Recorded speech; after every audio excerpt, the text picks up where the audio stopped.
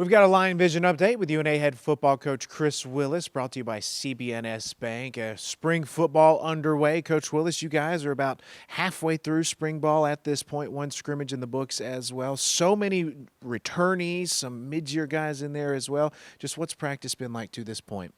Well, we've had I think 7 total, and we've missed one due to some weather. This time of the year you're going to run into that a little bit, and when you move it up, but. It's been good. I think the impact of the new players has been really promising. All these guys, I think it was 11 we brought in. One's been a little banged up out of the 11, but pretty much for the most part, they've all contributed, and we really feel like we've hit on those guys. And so that's added to the depth. And it's been overall, it's just been a good spring on both sides of the football. We've seen a lot of promising things. Now, there are some things that we already are looking into. Maybe we need to add a little depth here at this spot. We got a question mark maybe here, but overall I'm pleased. I think a lot of that has to do with having so many numbers out there. When you're up in the 90s at practice and opposed to years before when we're only in the 70s, I mean, that's over, 20-something guys. And so it's made a difference. It's made practice go a lot smoother. You're able to go a little bit longer. We're able to tackle a little bit more, do a little bit more contact. So overall, I think it's been I give it about a grade of a B plus right now, but we've got 2 weeks left. And so we're going to try to finish this thing out strong. Coach, let's talk about some of the changes with the program. Offensive coordinator Ryan Applin has left the program. How are you guys as an offensive staff handling that with so many returnees and so many key pieces on that side of the ball? Yeah, somebody said, well, that was bad timing. There's never really a good time when a coach leaves your staff, and we wish Ryan the best if his new adventures at the new university he's going to, and he did a great job here.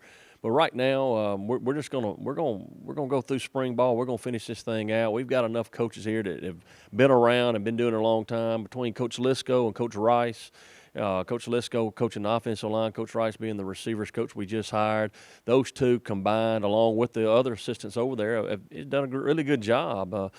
Coach Rice is a former passing game coordinator, and Coach Lisco and Ryan have known each other for a long time and very familiar with the system and is very strong with the run game stuff. So we're moving on. It's been fine.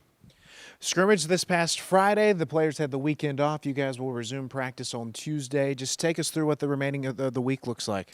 Well, we'll go Tuesday, Wednesday. We'll probably take off Thursday, come back and go Friday and Saturday. We will scrimmage again Saturday at Brawley.